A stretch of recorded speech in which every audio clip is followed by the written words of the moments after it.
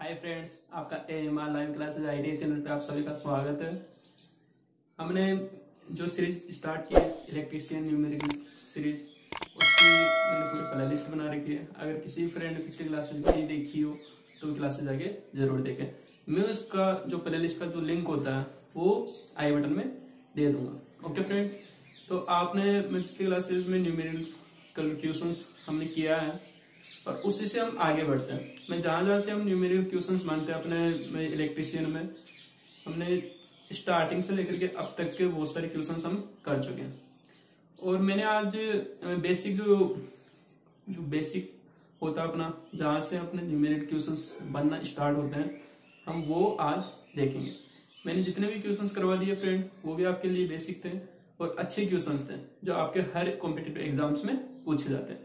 जैसे आपने DRDO, ISRO, LMRC, DMRC बहुत सारे पेपर्स आपने देखे होंगे, उनमें ऐसे ऐसे क्वेश्चंस आए हुए हैं। और मैंने बहुत सारे क्वेश्चंस जो एग्जाम्स में पूछे गए हैं वो क्वेश्चंस मैंने करवा दिया है। अगर किसी भी फ्रेंड ने पिछली क्लासेस नहीं देखी हो तो वो क्लासेस आके जरूर देखें, क्योंकि उन क्लासेस में मैंने बेसिक अपना जो मैं जितने भी न्यूमेरिकल क्वेश्चंस बनते हैं वो मैंने कंप्लीट करवाए। और आज मैं आपके लिए मैं कुछ नया लेके आया हूँ, तो आज की क्लास में बना रहे और कुछ नया सीखने की कोशिश करें फ्रेंड।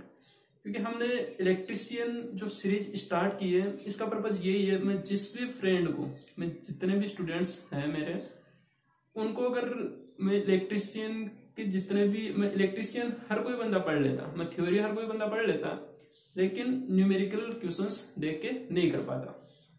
वो सोचता है कि न्यूमेरिकल क्वेश्चंस आ गए तो मैं नहीं कर पाऊंगा, और वो एग्जाम्स में भी ऐसे ही करता है। वो एग्जाम में भी क्वेश्चंस देखता रहता है और उसको में टाइम ज्यादा लग जाता है, या तो अगर वो क्वेश्चन करने बैठता है तो वो हल नहीं कर पाता। तो मैंने इसी वजह से अपने जो ये सीरीज स्टार्ट की है। तो सभी फ्रेंड अपने AMR live classes IIT channel को से जुड़े रहें और अपने दोस्तों को भी शेयर करें और अपने चैनल को लाइक करें। ओके फ्रेंड, तो आइए आज कुछ नया सीखते हैं।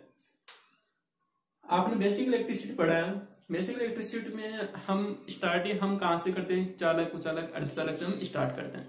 अब हम चालक के बारे में इतना सब कुछ जानते हैं कि चालक के अंदर हम टेम्परेचर पे डिपेंड करता है। जैसे जैसे हम तापमान बढ़ाते हैं उसका रेजिस्टेंस का मान भी बढ़ता है। कुचालक के अंदर क्या होता है, हम जैसे जैसे तापमान बढ़ाते हैं और उसका रेजिस्टेंस का मान घटता जाता है, और वो चालक की बात ही, अगर हम अधिक तापमान बढ़ा देते हैं तो एक चालक की बातें काम करने लग जाता है। कुचालक में क्या होता है फ्रेंड्स, कुचालक में भी यही होता है, जैसे जैसे आप तापमान बढ़ाओगे वैसे वैसे उसका प्रतिरोध का मान घटता जाता है, और वो भी एक चालक की बात है। एक ऐसी अवस्था बन जाती है फ्रेंड्स, तापमान जितना बढ़ाएंगे उतना उसका रेजिस्टेंस का मान घट जाएगा और वो एक चालक की बात ही कार्य करने लग जाता है। ये हम कंडीशंस देखते हैं। लेकिन एक चालक में ध्यान रखना फ्रेंड्स, चालक में ये होता है, हम जितना तापमान बढ़ाएंगे उतना ही उसका रेजिस्टेंस का मान भी बढ़ता जाता है। ओके, हमने ये देखा। अब आज हम देखेंगे हमें परमाणु संरचना। परमाणु संरचना के बारे में आप सबको जानते हो कि पूरे ब्रह्मांड में जो भी हम सूर्य के चारों ओर चक्कर लगाते हैं, में ग्रह, हम उसी से हम उनको समझते हैं। अब परमाणु संरचना में क्या होता है, हमें एक नाभिक दिया हुआ रहता है, जैसे उसको न्यूक्लियस बोलते हैं। आइए हम बेसिक स्टार्ट करते हैं आज। और इस बेसिक करने का कारण यही है फ्रेंड्स, क्योंकि यहाँ से भी अपने न्यूमेरिकल क्वेश्चंस बनते हैं। तो मैंने सोचा क्यों ना हम पहले बेसिक, इनसे जहां से क्वेश्चंस बनते हैं उनके बारे में थोड़ी बेसिक जानकारी दे दूं। मैं आपको बेसिक जानकारी देने के बाद में मैं इनसे रिलेटेड जितने भी क्वेश्चंस न्यूमेरिकल बनते हैं वो मैं आपको करवा दूंगा, जिससे कि आपको यह पता रहेगा कि हम क्वेश्चंस कहाँ से कर रहे हैं और किस किस में जितना भी अपना बेसिक पोर्शन होता है वो हम कहाँ तक कंप्लीट कर चुके हैं। और आज हम अगर कोई जैसे अगली क्लास आएगी उसमें मैं ये भी बताऊंगा आपको, मैंने अब तक जितनी भी क्लासेस करवा चुका, मैं अपनी 25 क्लासेस हो चुकी है, और 25 क्लासेस में मैंने जितना भी कुछ, मैं जितने फॉर्मूलेज के अकॉर्डिंग मैंने क्वेश्चंस करवाए वो भी मैं एक दिन आपको पूरी क्लास में फॉर्मूलेज भी लिखवा दूंगा, जिससे कि आप उनको एक जगह नोट डाउन कर सके। और आप बने रहे अपने AMR live class IIT channel के साथ, क्योंकि आपको बहुत कुछ सीखने के लिए मिल रहा है। ओके फ्रेंड, तो आपने देखा एक परमाणु संरचना होती है, एक परमाणु संरचना होती है। इसके चारों तरफ क्या होता है, कक्षाएं बनी रहती है। यह आपने हर जगह पढ़ा है, और आप इसको क्या मतलब एक सूर्य मान करके भी आप इसको समझ सकते हो। जैसे मान के चलो ये अपना सूर्य है और इसके चारों तरफ क्या ग्रह चक्कर लगा रहे हैं, जैसे बुध शुक्र जो भी शनि होते हैं, ये अपने कक्षाएं में अलग अलग कक्षाओं में ये चक्कर लगाते रहते हैं। अब इसमें हमने देखा कि जो नाभिक होता है, नाभिक को नाभिक क्यों कहा गया, इसमें क्या होता है, प्रोटॉन और प्लस न्यूट्रॉन्स होते हैं, प्रोटॉन और प्लस न्यूट्रॉन। अब इन दोनों को नाम को अगर हम एक जगह करते हैं तो इनको नाम दिया गया न्यूक्लियस। न्यूक्लियस इंग्लिश वर्ड है और नाभिक इसका हिंदी वर्ड है। आप अच्छे से समझ लेना फ्रेंड्स। तो इसको क्या नाम दिया गया, नाभिक।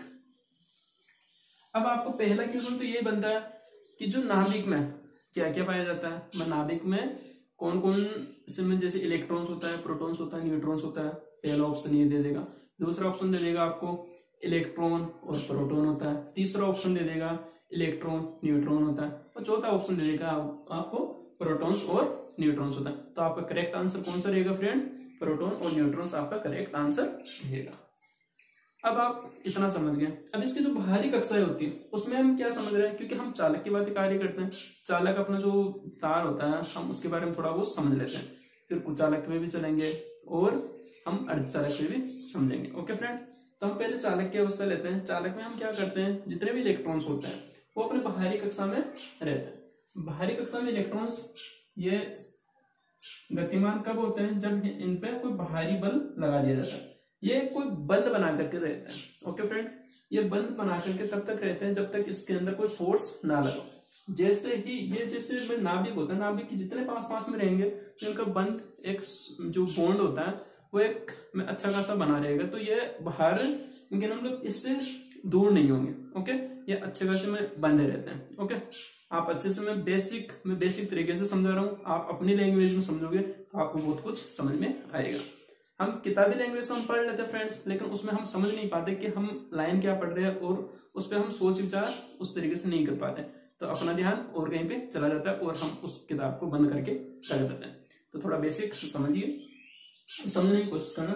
इसमें जितने भी इलेक्ट्रॉन्स होते हैं वो बाहरी कक्षा में होते हैं। ओके, अब हमने देखा जैसे जैसे कक्षाओं का मान बढ़ता जाता है, जैसे जैसे कक्षाएं बढ़ती जाती है, जैसे एरिया कवर होता जाता है, तो यहाँ पे जो आकर्षण और प्रतिकर्षण बल होता है, तो यहाँ पे जितने भी इलेक्ट्रॉन्स होते हैं ये एक कौन से बल के कारण, अभिकेंद्रीय बल, अभिकेंद्रीय और अपकेंद्रीय। अपकेंद्रीय का मतलब क्या होता है, प्रतिकर्षण के मतलब दूर दूर हो गए। ओके, और अभिकेंद्रीय का मतलब क्या होता है, केंद्र की तरफ। तो अपना सेंटर पॉइंट क्या रहेगा, प्रोटॉन और न्यूट्रॉन जो अपना नाभिक होता है वो अपना एक सेंटर पॉइंट होता है। तो जो इलेक्ट्रॉन जो इसके पास में रहेंगे वो एक अभिकेंद्रीय बल की भांति कार्य करते हैं, वो बंधे रहते हैं। ओके, और जैसे जैसे में कक्षाएं बढ़ती जाती है, जैसे जैसे कक्षाएं ऐसे बढ़ती जाती है तो उनमें एक में ये जैसे जैसे बढ़ता जाएगा में दूर होते जाएंगे, इससे दूर होते जाएंगे, तो वो एक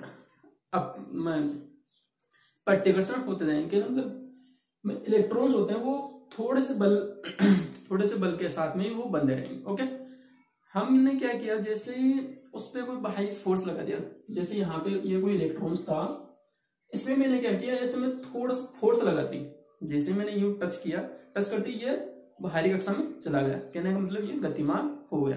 जैसे गतिमान हुआ तो हमने देखा कि ये इलेक्ट्रॉन्स जो चालक की बातें कार्य करने लग गया। अब कोई चालक तार होता है उसमें हम बाहरी बल, जैसे मैं बैटरी से या अपना जो सप्लाई देता है उससे मैं थोड़ा सा बल देते ही इलेक्ट्रॉन्स गतिमान हो जाते हैं, कहने का मतलब उस चालक तार में धारा प्रवाहित होने लग जाती है। ओके, अब आपने ये भी सोचा होगा कि इसमें इलेक्ट्रॉन्स होते हैं वो गतिमान होते हैं, अब वो प्लस से माइनस की ओर होते हैं, माइनस से प्लस की ओर होते हैं। आपका ये डाउट भी आज कंप्लीट हो जाएगा। अब इलेक्ट्रॉन्स होते हैं, इलेक्ट्रॉन्स गतिमान करते हैं माइनस से प्लस की ओर, और जो अपनी धारा जो बहती है वो प्लस से माइनस की ओर अपनी धारा बहती है। और कोई भी सर्किट बना करके देखोगे फ्रेंड्स, हम वहां पे बैटरी लगा देंगे तो बैटरी जो धारा के विपरीत, इलेक्ट्रॉन्स किसके विपरीत गतिमान होते हैं, में धारा के विपरीत गतिमान होते हैं। ओके, आप अच्छे से समझना फ्रेंड्स। अब जो इलेक्ट्रॉन्स था हमने ये जो माइनस, इस पे ये भी देखो फ्रेंड्स, जो प्रोटॉन होता है प्रोटॉन पे धनात्मक आवेश होता है और इलेक्ट्रॉन पर कौन सा आवेश होता है, ऋणात्मक आवेश होता है। अब माइनस का मतलब ये साइन यही दर्शाता है कि इलेक्ट्रॉन्स है और इसमें आवेश कौन सा है, ऋणात्मक आवेश है। प्रोटॉन पे मैं प्लस लगाने की आवश्यकता नहीं होती क्योंकि हमें ये पता रहता है कि प्रोटॉन पर आवेश होता है। ठीक है, जो प्रोटॉन्स होता है उस पे क्या अधिक मात्रा में प्रोटॉन्स में धनात्मक आवेश होता है और धनात्मक क्या होता है, अधिक मात्रा में होल्स होता है।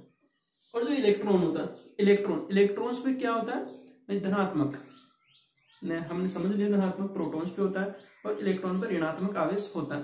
अब इलेक्ट्रॉन्स की संख्या किस पे ज्यादा रहने वाली है, इलेक्ट्रॉन पर जो क्या मतलब जो डॉट डॉट से हम दर्शाते हैं, और होल्स को हम ओ से में खाली स्थान ऐसे 0 से हम दर्शा देते हैं। ओके फ्रेंड, तो आपको पूछा जाएगा कि होल्स की संख्या किस में ज्यादा होती है। अब होल्स की संख्या आपको किस पे ज्यादा रहेगी, है प्रोटॉन पे ज्यादा रहती है। ओके फ्रेंड्स, और इलेक्ट्रॉन्स की संख्या हमें इलेक्ट्रॉन पे होती है। अब इलेक्ट्रॉन को हम डॉट से भी डिनोट कर सकते हैं, या और भी बहुत सारे होते हैं, उससे हम अपने हिसाब से उसको डिनोट कर सकते हैं, हम अपने मैं कह रहा हूं समझने के तरीके से। ओके फ्रेंड्स, और हम देखेंगे इलेक्ट्रॉन पर आवेश कितना होता है।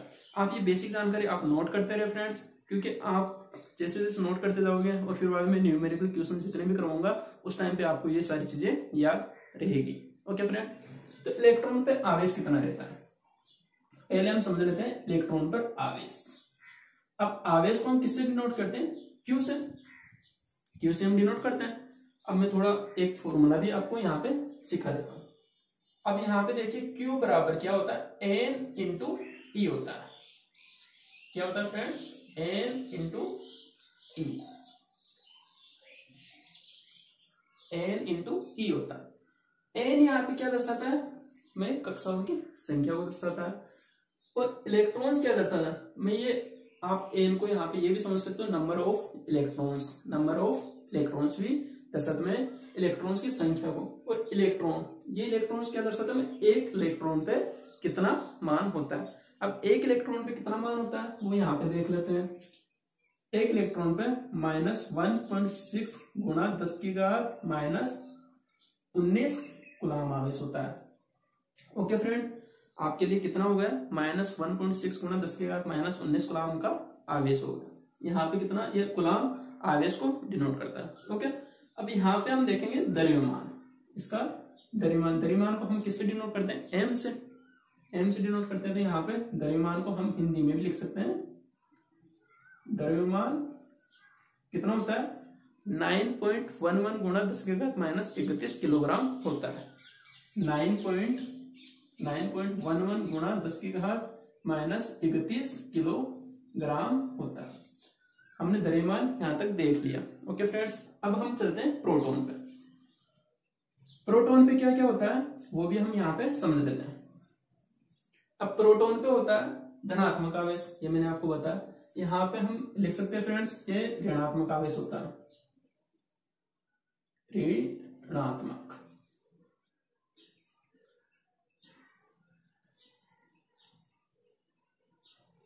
ऋणात्मक। ओके फ्रेंड्स, ये ऋणात्मक आवेश होता है, और यहाँ पे हम धनात्मक आवेश लिख सकते हैं।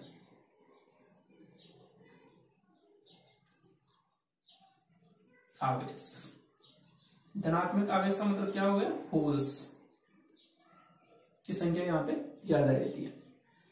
अब हमने देखा प्रोटॉन है, प्रोटॉन पे आवेश होता है, इलेक्ट्रॉन पे आवेश ऋणात्मक लगा हुआ है, और प्रोटॉन पे आवेश मात्र धनात्मक, प्लस का साइन के साथ में आएगा। ओके फ्रेंड्स, अब यहाँ पे इलेक्ट्रॉन आ रहा था वो माइनस साइन के साथ में आ रहा था, ये होते बराबर है। ओके फ्रेंड्स, में इलेक्ट्रॉन पे और प्रोटॉन पे आवेश समान, में जो ये डिजिट्स होती है ये बिल्कुल समान होती है, इसमें प्लस और माइनस का ही फर्क रहता है। इलेक्ट्रॉन माइनस के साथ में आता है और प्रोटॉन प्लस के साथ में आता है, और इनमें जो अंतर होता है कौन किससे भारी होता है वो हम द्रव्यमान पे देखते हैं। ओके फ्रेंड्स, द्रव्यमान पे कितना होता है, ये 9.11 गुणा 10 की घात -31 किलोग्राम लिखा है, और इस पे कितना होता है, मैं 1.67 गुणा 10 की घात -27 किलोग्राम होता है। हम वो सब कुछ देखने वाले हैं। अब प्रोटॉन था, प्रोटॉन पे हमने देखा धनात्मक आवेश होता है। अब धनात्मक आवेश होता है तो कितना होता है, 1.6 गुणा 10 की घात -19 कूलम होता है। ओके फ्रेंड्स, अब इसमें हम द्रव्यमान भी देख लेते हैं। आपके लिए द्रव्यमान बहुत इंपॉर्टेंट होता है। अब द्रव्यमान कितना होता है, 1.67 गुणा 10 की घात -27 किलोग्राम। द्रव्यमान हमेशा किस में आता है फ्रेंड्स, किलोग्राम में आता है। ओके, अब हम देखेंगे हमने यहाँ पे देख लिया प्रोटॉन पे प्लस 1.6 गुणा 10⁻−19 कूलम आवेश होता है, द्रव्यमान कितना तो 1.67 गुणा 10⁻27 किलोग्राम होता है, ये हमने देखा। अब हम देखते हैं न्यूट्रॉन। अब यहाँ पे न्यूट्रॉन क्या होता है, आवेशहीन राशि होती है। अब आवेशहीन क्यों होती है फ्रेंड्स, क्योंकि प्रोटॉन पे कितना आवेश हो गया, -1.6 गुणा 10⁻−19 कूलम आवेश हो गया। ओके, और प्रोटॉन पे देखा तो प्लस 1.6 गुणा 10⁻−19 कूलम आवेश हो गया। अब प्लस और माइनस को अगर हम दोनों को ऐड करते हैं, दोनों को हम क्या करते हैं, ऐड करते हैं, तो ये दोनों उदासीन हो जाते हैं। ओके फ्रेंड, ये प्लस का साइन है और ये माइनस के साइन के साथ में आता है, तो ये दोनों आपस में कट हो जाते हैं, और कटने के बाद में जो न्यूट्रॉन बचता है वो क्या हो जाता है, उदासीन हो जाता है। अब उदासीन हो गया न्यूट्रॉन पे, तो हमने देखा कि इस पे आवेश क्या रहेगा, 0। आवेश क्या रहेगा फ्रेंड्स, इस पे 0। इसको माइनस करते हैं, हटा देते हैं। अब हम यहाँ पे न्यूट्रॉन पे क्या देखेंगे, एक ये आवेशहीन राशि होती है, यहाँ इसको हम बोल सकते हैं उदासीन या आवेशहीन राशि। आवेशहीन होता है न्यूट्रॉन, क्या होता है फ्रेंड्स, उदासीन होता है या आवेशहीन हम उसको बोलते हैं। अब न्यूट्रॉन पे हम द्रव्यमान देखेंगे। अब द्रव्यमान में क्या होता है फ्रेंड्स, में प्रोटॉन और न्यूट्रॉन पे जो द्रव्यमान होता है वो समान मान सकते हैं हम, थोड़ा बहुत पॉइंटों में फर्क होता है, कि जैसा कि मैंने यहाँ पे बताया 1.67 गुणा 10⁻⁻27 किलोग्राम होता है, और इस पे हम थोड़ा सा चेंज करके वैल्यू हम लिख सकते हैं। बाकी आपके अगर कोई ऑप्शन मिलता है आंसर में, तो आप दोनों में कोई ज्यादा डिफरेंट नहीं होता, आप आंसर टिक कर सकते हो। ओके फ्रेंड्स, यहाँ पे कितना रहेगा, 1.678 गुणा 10⁻⁻27 किलोग्राम। अब मैंने इसमें क्या चेंज किया, 1.678 यहाँ पे मैंने 8 किया, और यहाँ पे मैंने 8 नहीं किया था। ओके फ्रेंड, इतना सा फर्क होता है। आपको ज्यादा में घबराने वाली आवश्यकता नहीं है कि आप ये सोचो कि यार मैंने तो याद किया था और मैं भूल गया, तो भूलने की कोई जरूरत नहीं है। आप दो चीजें आप आसानी से याद रख सकते हो, इलेक्ट्रॉन पे आवेश ध्यान रखना है और प्रोटॉन पे आवेश, और इसपे प्लस और माइनस का साइन को आपको पता रखना है। ओके फ्रेंड्स, और हमने न्यूट्रॉन पे जो द्रव्यमान देखा और जो प्रोटॉन पे हमने द्रव्यमान देखा, वो भी हम आसानी से इसको याद रख सकते हैं। अब प्रोटॉन पे जो द्रव्यमान होता है वो मैंने बताया यहाँ पे 1.67 गुणा 10⁻⁻27 किलोग्राम, और यहाँ पे भी आप जो न्यूट्रॉन पे भी जो द्रव्यमान होता है 1.67 गुणा 10⁻⁻27 किलोग्राम आप कर सकते हो। ओके फ्रेंड्स, अब आप इनको आसानी से याद करने की ट्रिक भी होती है कि आप इनको कैसे याद रखें। अब मैं आपको जैसे इनके खोजकर्ता थे उनके बारे में थोड़ा बहुत बता देता हूँ। वैसे अब न्यूमेरिकल सीरीज हमने स्टार्ट कर रखे हैं, तो न्यूमेरिकल में इनके खोजकर्ता की हमें आवश्यकता नहीं होती, लेकिन फिर भी मैं आपको आगे एग्जामिनेशन में बहुत सारे क्वेश्चन ऐसे पूछे जाते हैं कि इलेक्ट्रॉन की खोज किसने की थी, जैसे थॉमसन ने की थी, प्रोटॉन की खोज किसने की थी, गोल्डस्टीन ने की थी, और न्यूट्रॉन की खोज या नाभिक की खोज या न्यूट्रॉन की खोज किसने की थी, जेम्स चैडविक ने की थी। ओके फ्रेंड्स, तो आइए हम इसकी एक छोटी सी ट्रिक होती है उससे भी हम समझने की कोशिश करते हैं। यहाँ पे देखना, मैं ईंट पर गोल नाच, ईंट पर गोल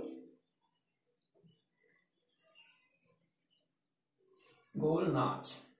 आप इस ट्रिक की सहायता से इनके जो भी खोज करते थे उन वैज्ञानिकों का नाम याद रख सकते हो। ओके फ्रेंड, तो आइए, ईंट पर, ई का मतलब क्या हो गया, इलेक्ट्रॉन,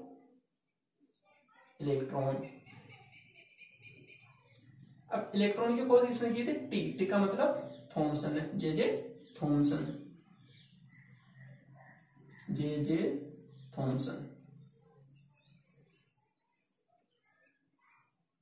थॉमसन ने की। पर को मतलब क्या हो गया, ये प्रोटॉन। अब प्रोटॉन था, अब प्रोटॉन की खोज करता तो खोज तो किसने की, रदरफोर्ड नामक वैज्ञानिक ने की। इसकी खोज किसने की, रदरफोर्ड। आप ये थोड़ा कंफ्यूजन है फ्रेंड्स, इसको अच्छे से समझ लेना। रदरफोर्ड नामक वैज्ञानिक ने इसकी खोज की थी और गोल्डस्टीन नामक वैज्ञानिक ने इसका नामकरण किया था। ओके फ्रेंड्स, तो यहाँ पे रदरफोर्ड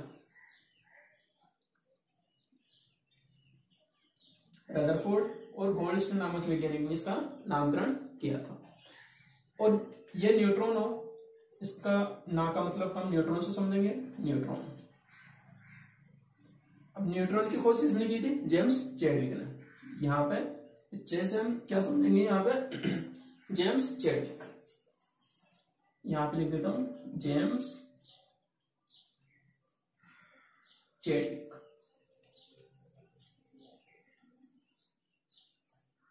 ओके फ्रेंड, आप इसको आसानी से याद रखें, ये आपके लिए बहुत इंपॉर्टेंट रहने वाले हैं। हम आगे चलते हैं, मैं इसको रफ कर देता हूं फ्रेंड्स। ओके, और आप इनको मैं आसानी से याद कर सकते हो। आप अगर क्लास को एक बार या 2 बार देख करके आप इन क्वेश्चंस को अगर नोट कर लेते हो तो यह आपके लिए बेसिक है, लेकिन ये इनसे ज्यादा बहुत सारे क्वेश्चंस पूछे जाते हैं। ओके फ्रेंड, तो मैं इसको रफ करता हूँ और आगे चलते हैं। जो भी इनसे रिलेटेड में क्वेश्चंस बनते हैं, जो फॉर्मूलेज बनते हैं, वो हम देखने की कोशिश करते हैं। मैंने आपको एक फॉर्मूला बताया, Q बराबर N इंटू ई। Q बराबर N इंटू ई। मैंने आपको बताया ये N क्या दर्शाता है, यहाँ पे नंबर ऑफ इलेक्ट्रॉन्स की संख्या को दर्शाता है, और E क्या दर्शाता है, एक इलेक्ट्रॉन पर आवेश दर्शाता है। एक इलेक्ट्रॉन में कितने इलेक्ट्रॉन्स होते हैं, ये मैंने आपको बताया कि -1.6 गुणा 10⁻⁻19 कूलम आवेश होता है। हम यहाँ पे ये लेंगे तो यहाँ पे नंबर ऑफ इलेक्ट्रॉन्स, एक कूलम आवेश पे नंबर ऑफ इलेक्ट्रॉन्स की संख्या कितनी होगी वो हम यहाँ से देखेंगे। हम इससे ये देख सकते हैं, n निकालना होगा फ्रेंड्स हमारे को, तो n बराबर क्या है, Q अपॉन E ले लेंगे। एक कूलम आवेश पे इलेक्ट्रॉन्स की संख्या का हम भाग दे देंगे। एक इलेक्ट्रॉन पे कितने इलेक्ट्रॉन्स होते हैं, एक इलेक्ट्रॉन के बराबर, किसके बराबर होता है, 1.6 गुणा 10⁻⁻19 कूलम के बराबर होता है। इसका भाग इसमें देंगे तो कितना आएगा, 6.25 गुणा 10⁻18 इलेक्ट्रॉन्स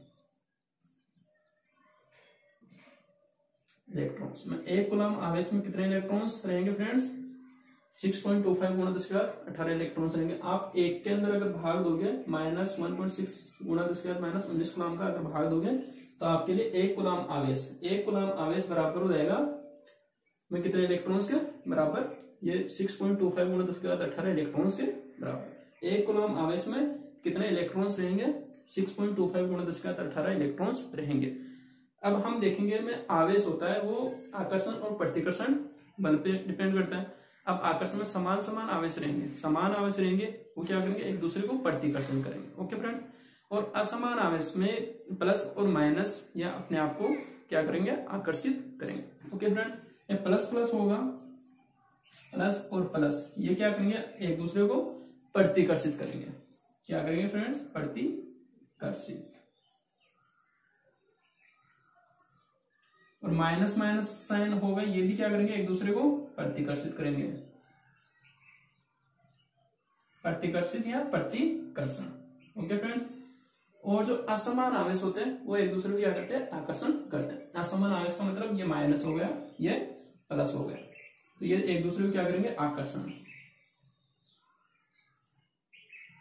और यहाँ पे प्लस और माइनस ले लोगे फ्रेंड्स तो भी ये क्या करेंगे, आकर्षण करेंगे। आप इनको याद रखें फ्रेंड्स, क्योंकि ये आपके आगे आने वाले में जो भी एग्जाम्स में पूछे जाते हैं ऐसे क्वेश्चंस। ओके, अब हम इनसे रिलेटेड कितने क्वेश्चंस बन सकते हैं वो भी देख लेते हैं।